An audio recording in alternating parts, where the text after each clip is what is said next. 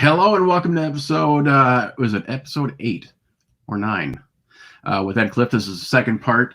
And of course, we open up this with the gong master himself. Ed, welcome to Minnesota Drummer. How are you doing tonight? Hey, Paul. Hello, Minnesota Drummer viewers. Thanks for asking me back. Looking forward to this. Very much so. We kind of talked about what we wanted to do for this episode. So what I'm going to do is I'm just going to let you head it off. I mean, we wanted to kind of start talking about your early years with Paiste, correct? Sure, that sounds good. And we kind of discussed too, maybe with that, we will dovetail a little bit into sort of the LA scene and some of my memories around that, because when I started at Paiste was for North America is still to this day based in LA with offices and warehouse and such. So there's some personalities involved, and I'd like to just recollect a few things about that. Of course, let's do it. I'm excited. Yeah, to begin with, there's a fellow that I initially met by the name of Steve Edelson. This is a great photo of him around about that time in the early 80s with, at that time, his young daughter, Laura. And Steve was a very influential guy for me early in my career. And I'm sure there's some viewers that know him. He did a lot of great things for Paiste and artist relations during those years. And then he went on to have a great career, both at Yamaha and Remo, starting at Remo and then went on to Yamaha. And when I came into the business, Steve, well, first of all, he introduced me to Thomas Paiste. I had met Thomas's brother, Robert Paiste, 10 years earlier in Phoenix, Arizona, and that was the kind of the roots of all this. But there was an early crew of guys that, worked out in the field doing representing the brand in similar ways to what I was doing, and I learned a lot of what I ended up doing from them. You might have a shot of the early crew. Yeah, there you go. And so this is just about a year and a half after that photo that we saw of Steve Edelson. Okay. And next to me there, I'm on stage right there. Next to me there is Bob Berry, and that he was a fellow rep. He was based in the Ohio Valley. And then Greg Perry, a great guy who was director of sales at that time. And then Les Butts, who is still in the business, and he lives out on the West Coast, and he was West Coast based then as well. He went on to have a storied career both with Pearl drums and Sabian, and he's back with Paiste, and he has his own firm, his rep firm. I think it's Big Groove Sales. And then next to him is Rob Hare, and he went on to work for Pearl as well. And now he's out of the music instrument business, still lives on the West Coast, is a great friend of mine, old friend. And then on the end is Mr. Rob Wood. And Rob went on from Paiste to work at Hoshino, repping Tama and Ibanez, and is just a really great player. He's a really good drummer, mm-hmm. and we're all close friends. We kind of had a inner circle of things at that time that sort of stayed together through the years, even though we stopped working together as such. Yeah. But one of the first Paiste artists that I came to know and was excited to meet, I was a fan before I started at Paiste, but Steve Edelson introduced us, and it was during the time that I met Steve in around about 84, that there was stories circulating around about this young player based in LA, not originally from LA, but his name is Rayford Griffin. And Rayford and I eventually ended up doing a lot of work together. We always had artist participation with different kinds of events and promotional and marketing things that we would do. And I always lobbied hard to use Rayford. He was just a very eloquent spokesman for the Paiste brand, but also just a blazing, amazing drummer and musician. And, just had great musical ideas and gave us a lot of useful feedback developing cymbal sounds. He, to this day, is a very, very good friend of mine. He was famous for playing with a number of groups, Isley Brothers, Cameo, but also Jean-Luc Ponty. And he recorded, I think, more records with Jean-Luc than any other single drummer. Okay. And this was an interesting connection for me as well, because earlier in my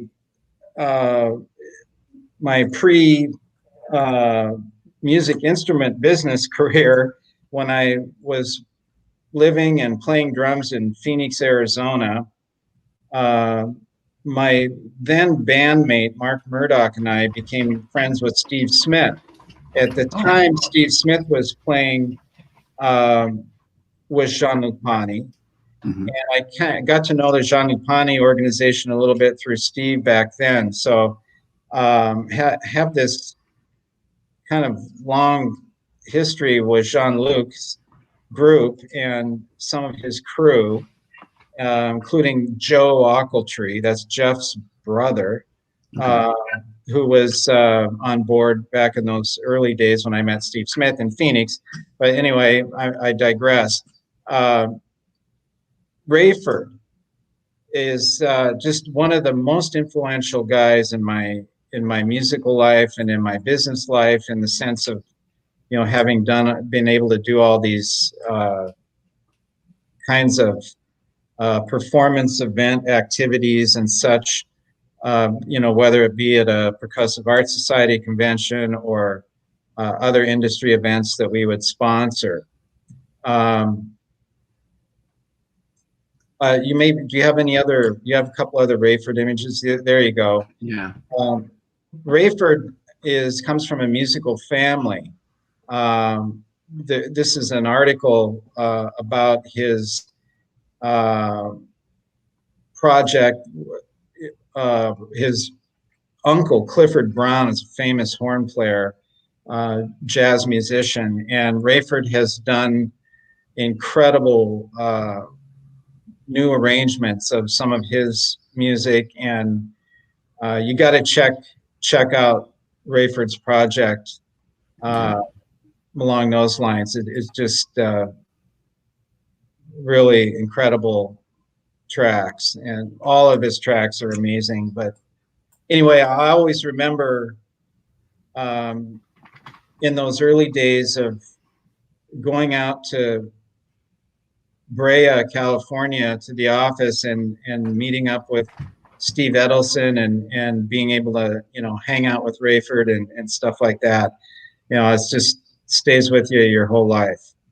And Rayford is one of my most cherished friendships that I carry with me, even though I'm not working in that business now. Mm-hmm. That's fantastic. Now, what other artists do you work with? Well, if we stick with let's stick with the LA thread here for a minute. And there's numerous important artists based in LA that I think of. And maybe you can just start streaming through some of these images we have. One LA-based artist, of course, is Chad Wackerman. Mm-hmm. And that's another guy that I followed before I started working at Paiste, and was partial to, using Chad for different things I would organize. Did, like with Rayford, did many Percussive Art Society events and such, different clinic tours, but one really unique one that I'm proud of that I put together up in the upper Midwest, loaded up my van with Chad and went out on this tour with special guests Alan Holdsworth and Jimmy Johnson.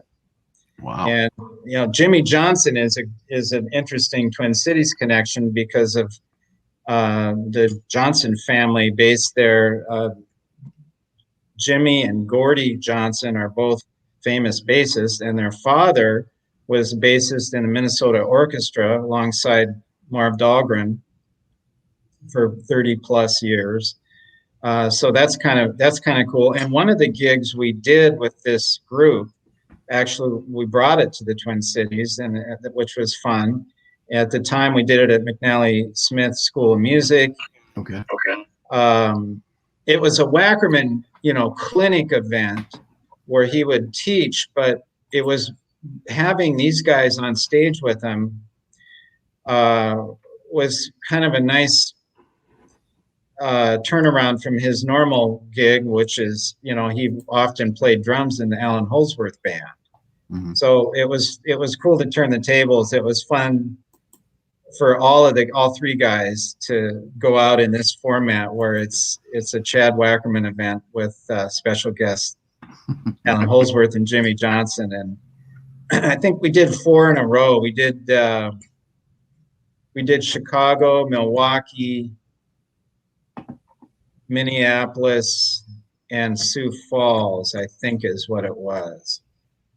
And I remember kind of half wishing we would have been able to fly that trip because it was a lot of driving, but it was so fun because the road times were filled with a lot of stories from Alan. He's a great storyteller and a great sense of humor.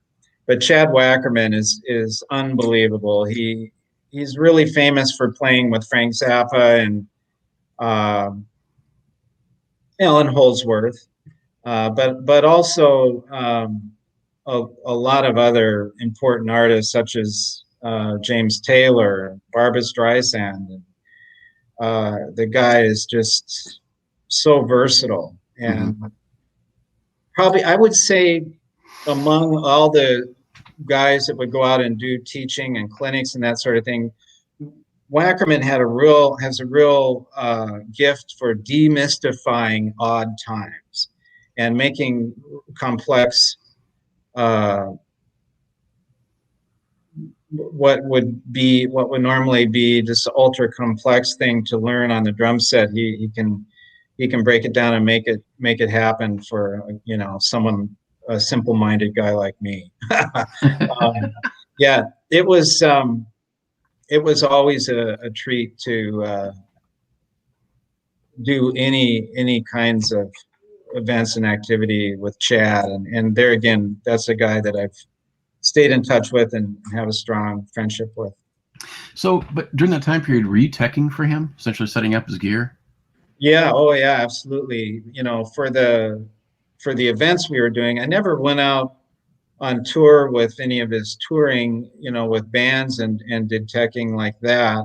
I was, already had a job, so I was, busy with that. But, when I was able to sort of combine my love of nuts and bolts and drum nerd stuff and being a tech and work with someone like Wackerman is, dream come true. So did he have any nuances in his drum setup that are interesting? Like some drummers have their snares tipped away or even their floor toms. Was there anything unique in his setup? I would mention, I always used to call Chad the cup chime king, because he would intersperse cup chimes around his kit and use them in a really musical way.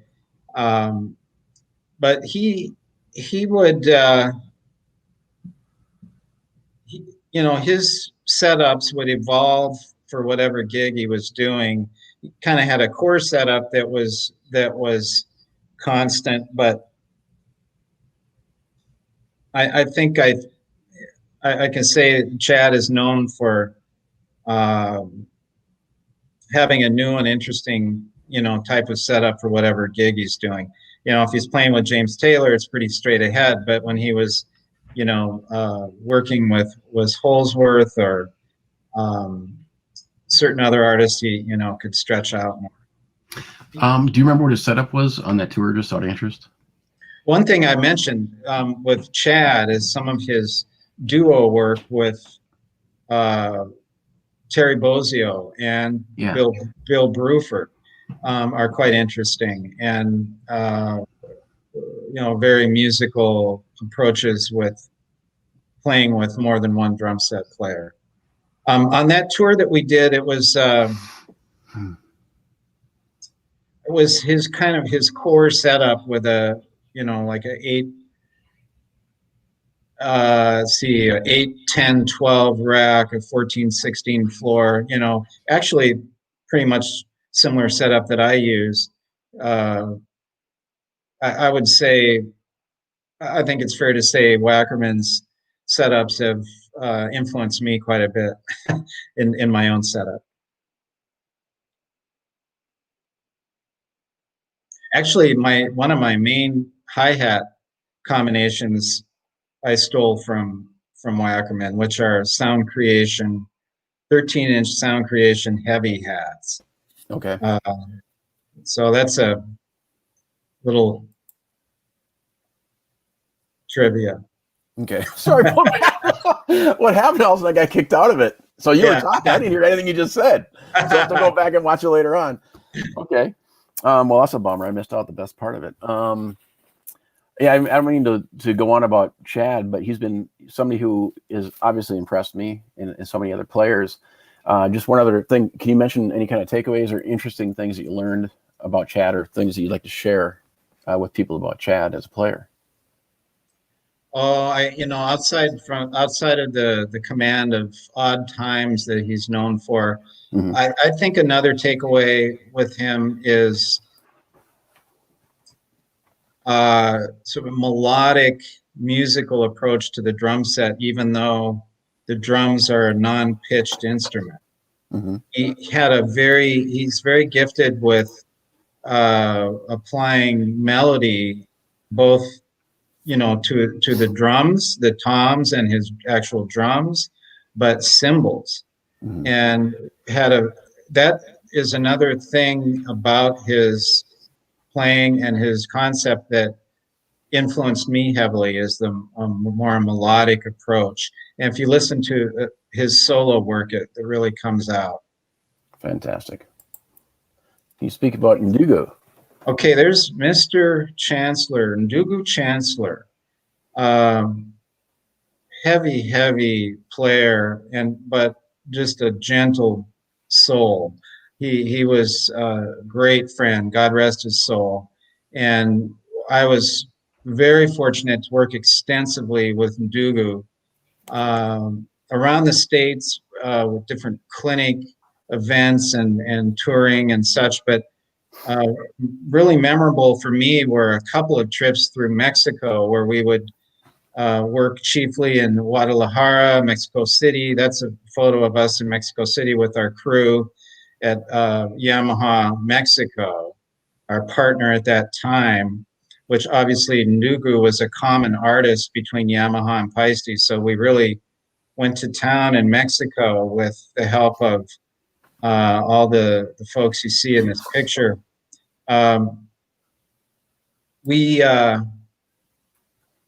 We traveled through Guadalajara, Mexico City, Torreon, Monterrey. We went clear down to Chiapas, Mexico, which is down by Guatemala.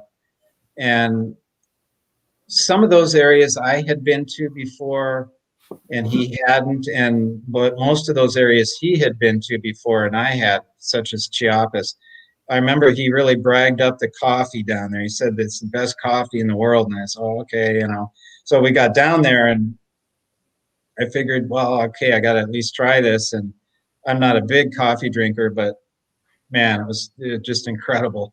Really? And, yeah, I never forget. It was a real eye opener that morning when had this Chiapas coffee with Ndugu, but he was Mr. Versatile. You know, he just if you look at his discography, it's not unlike, you know, somebody like Jeff Porcaro or you know, J.R. Robinson and various, you know, studio session cats. Can you speak to some of those artists? Who are some of those artists that he's worked with? Well, Miles Davis, Santana, Weather Report, Michael Jackson. You know, it's quite a long list. It really, truly, it is. I love his work with Weather Report. Just, you know, just knocks me out to this day. So it's some of the older Weather Report recordings. Okay. But he had a very simple setup for the most part, and it always kind of freaked me out how many sounds he could get out of a very simple cymbal setup. Many times, like just two cymbals, you know, a ride and a crash ride. And like if he's really feeling adventurous, he might, you know, add a china in there or something. But, you know, and here I am with this monster cymbal setup, and always like to have a lot of sound colors to choose from. Right. But he would get so many. He would pull so many sound colors out of just one cymbal. With his technique and with his heart for whatever sound you know, the tune required. He played the tune. He was a drummer that played for the song and made the rest of the band feel great, and anyone that was working on stage feel great. He just so gifted, and you know, really an influential guy for me. It's fantastic. Now, when I look back at this image quickly, these hi-hats, they seem to be larger size hi-hat. Did he use larger size hi-hats? If I recall, that day he was playing a pair of 16s. That was unusual for him. Okay. He often played 14s and 15s, sometimes smaller hats, but we were trying out some things. We happened to be that day at the Memphis Drum Shop, which stocked every single model and every size of Paiste. Wow. You know, sometimes they had more inventory than Paiste Brea had. You know, it's crazy. And so I remember that day we were kind of going nuts with trying some different things, and it was just a joy for Ndugu to be there. I can tell you that. Well, I've not seen a pair of 16-inch hi-hats in a Paiste catalog. Were they custom made for him, or? No, those were at the time. Those were standard model and size in the 20 series, which was called the 20 line at the time. And he was into that sound and into using the 20 series cymbals quite a bit during those couple of year period of time. Okay. Well, hey, how about we take a moment here, take a break, and play an amazing video of yours, of you performing. Can you introduce this song? Okay, this is probably from our video sessions we did at Winterland, and which, thanks to you, we had a incredible, I think, drum sound. You know, you helped organize and produce the involvement of the right sound engineer and the right room to record this, and so I owe a lot of thanks to you to, you know, pulling all that together. I can't take much credit. The drum sound is really, I think, exceptional, and you know, if you listen to it with headphones or decent drivers of some kind, you can really appreciate. I think the drum sound is the star of this, even more than the pictures. But the pictures are pretty juicy. We had some decent lighting and camera work going on. It's a little bit dizzying with some of the spinning around the set at times, but no, it was awesome. Yeah, I love moving. But this is a tune called Hand of Truth, and I think there's just a little bit of narration in there, a little voiceover. But I used this piece of music pretty extensively around the world doing the Paiste workshops I was doing in those years, and originally did this.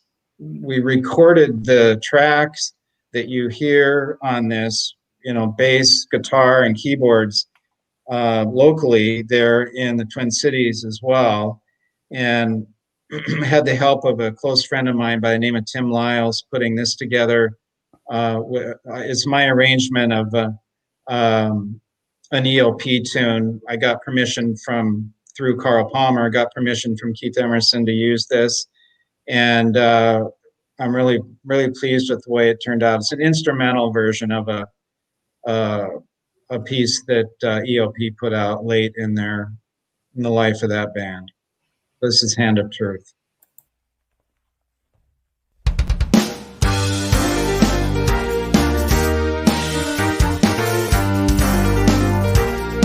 This piece is my instrumental arrangement of Keith Emerson's Hand of Truth.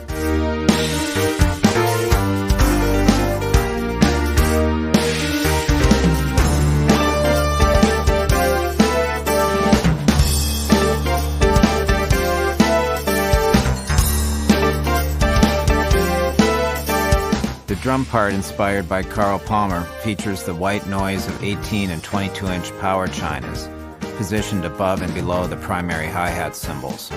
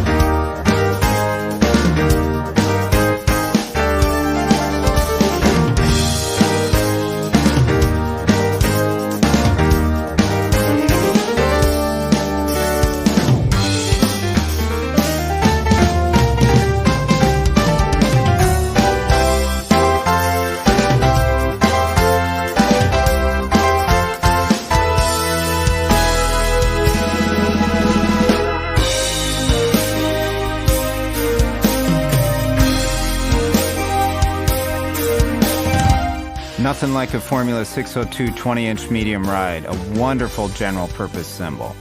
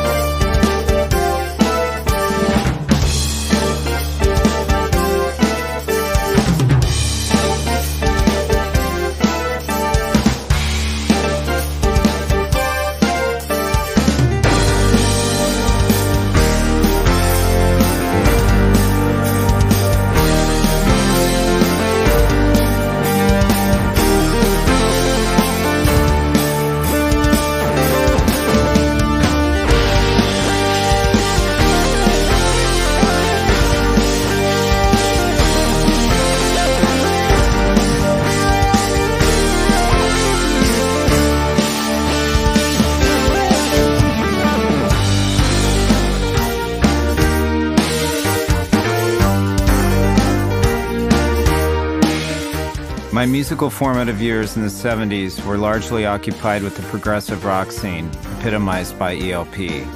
This piece is a more contemporary expression of those times.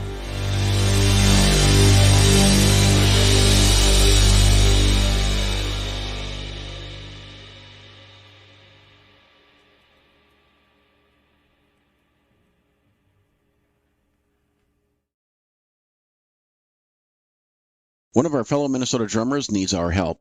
Eric Ballard's daughter, Emery, has been diagnosed with leukemia. Emery was diagnosed with acute myeloid leukemia on August 17th of this year. Emery's current treatment plan consists of her receiving aggressive chemotherapy and then a bone marrow transplant. Eric and his family ask that we follow Emery's progress on their designated Facebook page. A link to the Facebook page will be in the show notes of this episode, and they ask that we keep Emery in our prayers that God will heal their daughter. And this is a point where we can help. Any size donation that we can make will help with monthly expenses and medical bills. I ask you to consider any size donation, even a small amount will help. In these times, I know money's tight. Any size donation is valuable. This is crowdfunding at its best. A link to where you can donate will be on the show notes of this episode. Eric Ballard is a prominent drummer in the Minnesota drumming scene. Please consider donating today. In the 1980s, Eccentric Systems developed a cam for bass drum pedals, becoming the standard design for many of today's pedals, including the popular GW9000 series of pedals. The Quick Torque cam is an aftermarket add-on that can be installed on just about any pedal without any permanent modification. Its unique adjustable design maximizes the efficiency of any force you apply to the pedal, returning the beater 30% faster while providing more impact. This is a cost-effective way to breathe new life into your existing pedals. Be eccentric. Visit eccentricsystems.com to get yours today. Welcome back, viewers.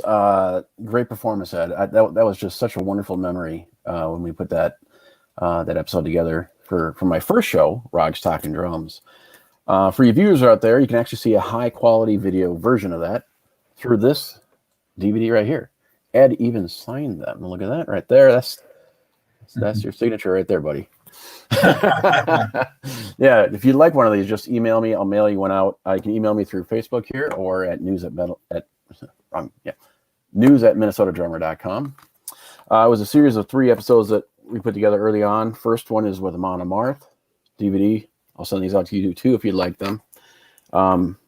Mickey D and Jeremy Spencer, Five Finger Death Punch. Interestingly enough, Motorhead is no more. Lemmy Kilmister, the man himself, has passed away, unfortunately. And then Jeremy is no longer with Five Finger Death Punch. And then, of course, a DVD encased version of the episode with Ed. And you're talking about all the photos. There's a lot of juicy photos in there. Plus with a kit layout. Anyways, it was fantastic. Now, can you talk to me a little bit about your relationship with Carl Palmer? Well, we should. I'll say a couple things about that, and then we can cover that in a little more depth on one of the ensuing sessions we do. Okay. With a few more photos. But I met Carl in '77 when I lived in Phoenix, and became friends starting then. Fast forward 10 years when I started really getting busy at Paiste. He was another one of the artists that I kind of lobbied to do events with because of his notoriety, and plus he just loved it. He loved anything to do with the tradition of drumming and the heritage of the drum set and all that. And so I learned a lot from him.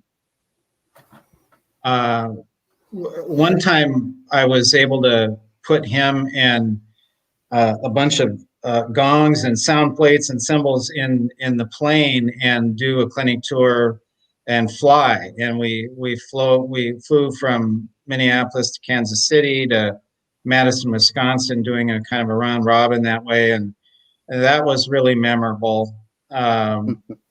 Having Carl in the right seat for a couple of days like that, a few days in a row. I could probably write a book about that one. But hold that thought. Next time we'll look at some. I may have a couple of video clips that would be interesting too from Modern Drummer Festival event and such with Carl. Okay.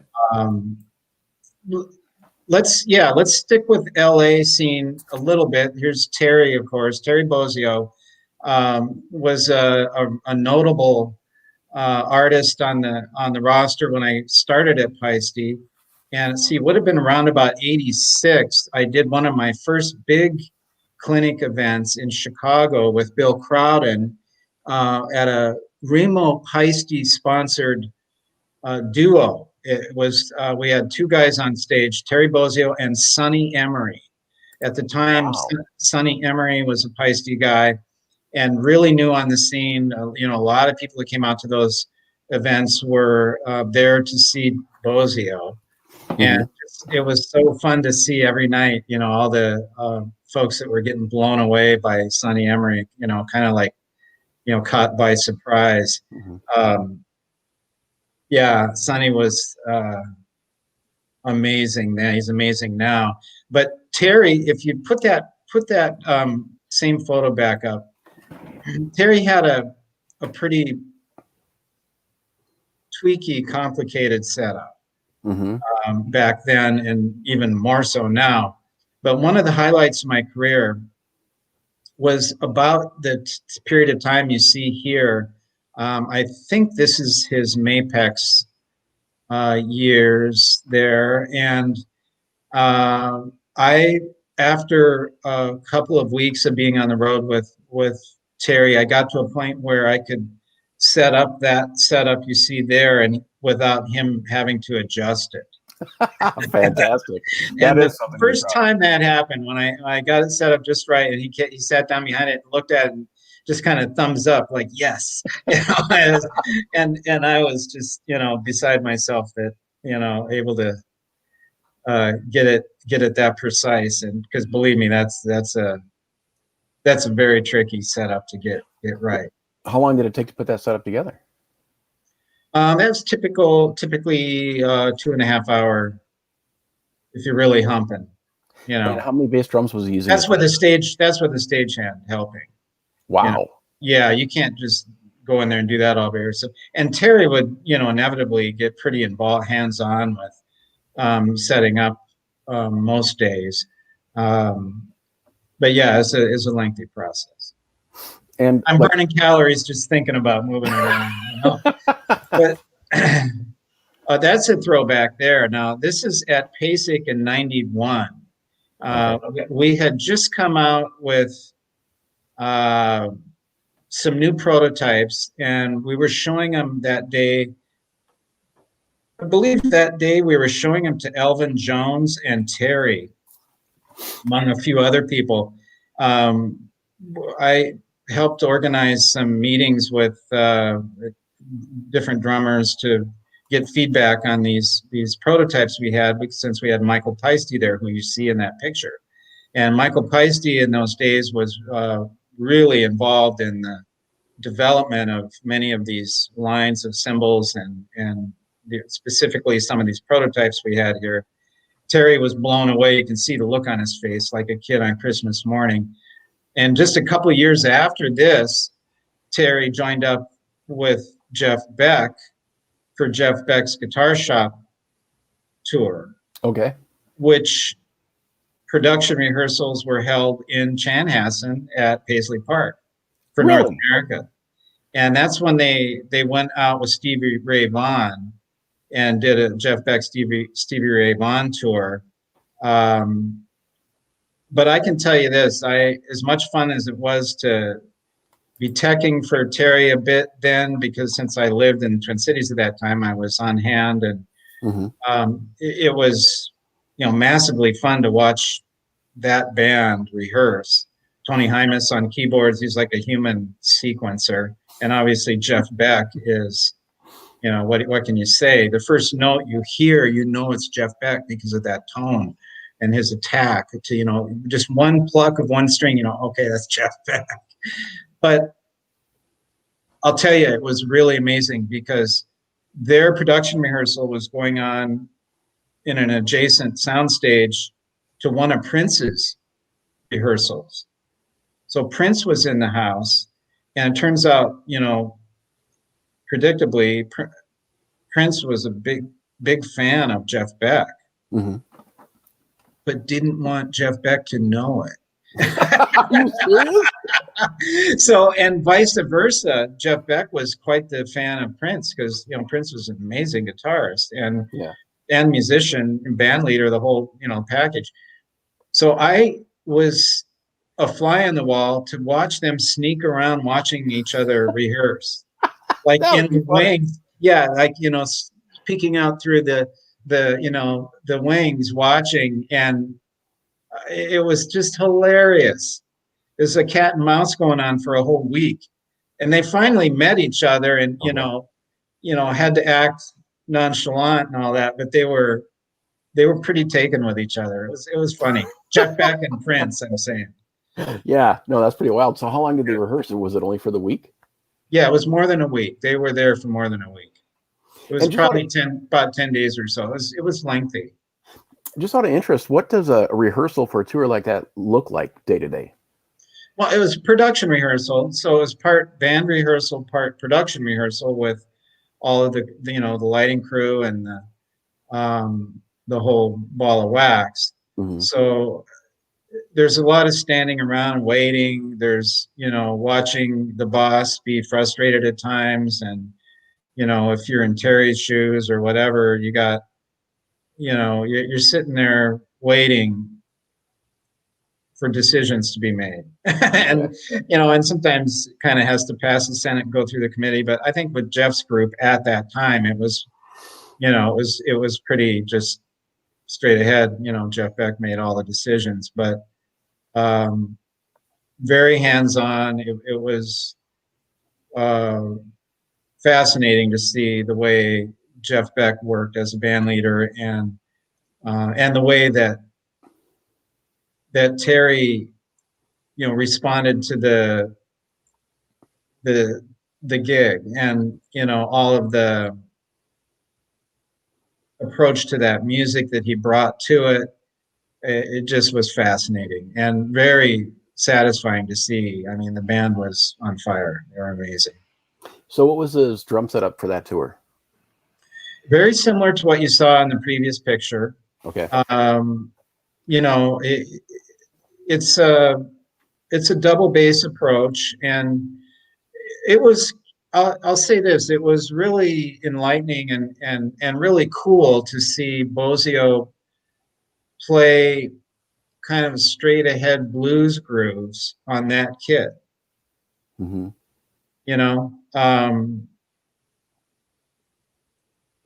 The kit is known for more kind of intricate progressive rock kind of stylings, whereas, and some of Beck's material is goes that way, goes that direction, but some of it is quite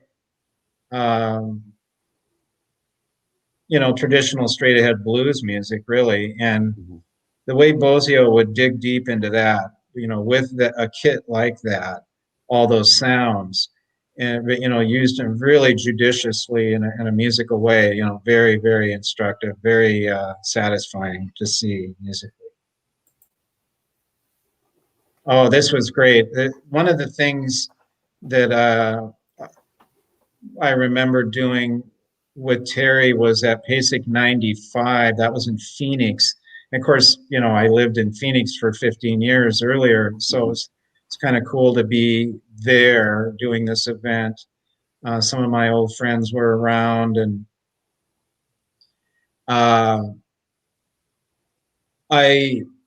Terry was one of the featured artists, and on one of the evenings there, and I presided at that event and was able to introduce him and say a few words about his career and about his involvement at Paiste, which at the time was really extensive, with developing these Visions series cymbals. Quite an extensive line of cymbals that Terry had his hands on from A to Z. So can you explain a little bit about his involvement in the development of that line? He had a vision, no pun intended, for a sound and a look that came together with this whole line of cymbals that he rolled out. And those early DCI videos where you see Terry's solo drum video, that's I think one of the iconic, famous early videos in the era of drum videos. and combined a very thick, sort of heavy, almost dead sound on the toms with double ply heads, and quite a discrete and heavy sound with colored cymbals. The decay was shorter, so he could play more intricate cymbal patterns and incorporate short decay cymbal sounds into his linear grooves in a way that was quite distinct and different than anybody else. So that kind of that approach played heavily into the development of those cymbals. It was not an inexpensive endeavor for the company to develop that cymbal line and put those out the way they were at that time. That was something that Paiste normally didn't do, correct? That's correct. So that's pretty remarkable. Yeah, it was really one of the early sort of bigger artist-inspired projects that the company did. This is a memorable day in Kansas City with my friend Wes Falconer. He's there on stage left. And then, of course, you see Terry and Danny Carey in the picture. Earlier that day, we did a big anniversary event at a local high school auditorium, and really a nice theater with these guys. And maybe next time we can, or somewhere along the line, we can pull together a couple of video clips of this too. I have some great footage of that, and that would be fun to show. But this was cool because all three of Wes has a long history with both of these drummers. First of all, Wes introduced me to Danny Carey many years before this, before Tool was really a thing so much. It was just a very small cult following of the band back then. Mm-hmm. And Wes is the one who introduced Danny to us at Paiste, and sort of the rest was history. They went to school together, Wes and Danny, went to university together, and were fast friends way before this. And Wes and Terry have quite a bit of history, kind of via the Frank Zappa channel. Terry had a famous moment in Zappa history with the whole Black Page scenario, and the drum kit that he recorded that with ended up landing in Wes's hands. I think Wes may still have that kit. Okay. The famous Black Page kit. So we'll share a bit more about what happened this day that this picture was taken. This was at dinner the evening after all this, and unforgettable, really. But for now, probably going to have to sign off.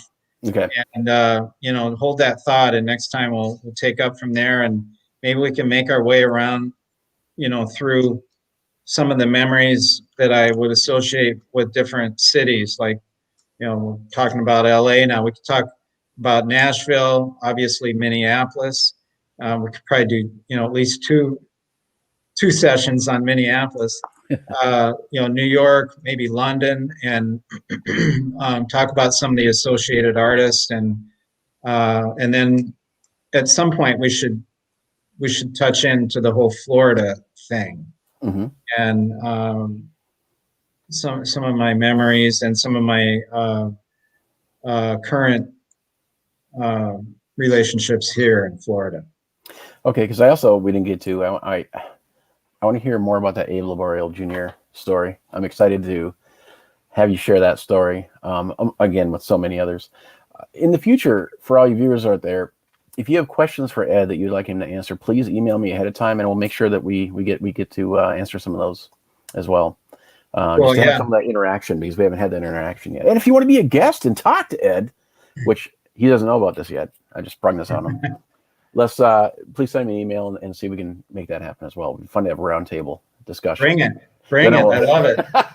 Yeah. Awesome. And hold that thought about Abe Jr. That kind of carries through on the topic of LA players,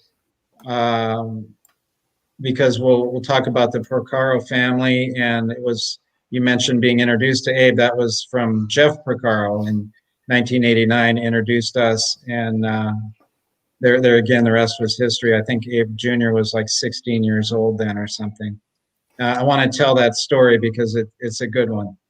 Fantastic. So anyway, I'm going to have to sign off for now. It's so great to see you again. And, all the best to the MND viewers out there. Keep coming. This is start of something good. Thank you very much, Ed, for your time. Wonderful. All right. Okay. Bye for now.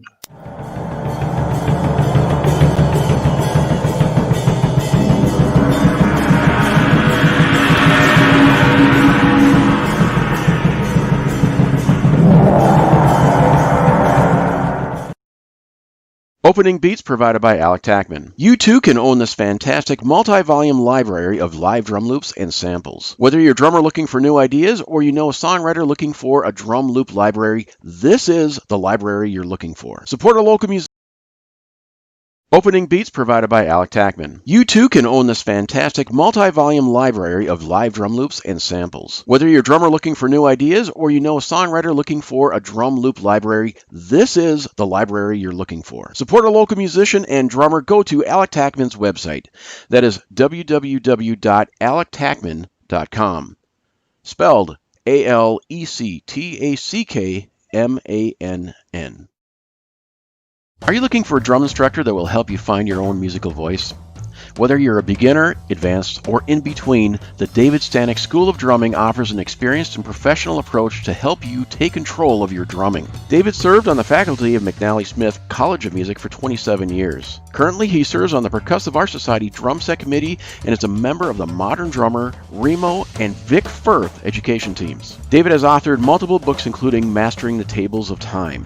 It was voted the #1 education book in the Modern Drummer 2009 Readers Poll. Let David help you find your beat. Please visit www.davidstanekschoolofdrumming.com. David Stanek is spelled DAVIDSTANOCH, schoolofdrumming.com. Again, the David Stanek School of Drumming. You've been listening to Minnesota Drummer. Minnesota Drummer is copyright 2020, all rights reserved. Any content played or viewed during this broadcast is used with permission, is copyright of their respective owners, and is used for promotional purposes only. No part of this broadcast can be edited, reproduced, and cannot be sold. Please look us up and follow us on our various social media sites. You can follow us at minnesotadrummer.com. There you'll find our contact forum where you can give us feedback and recommend a drummer. Thank you for listening.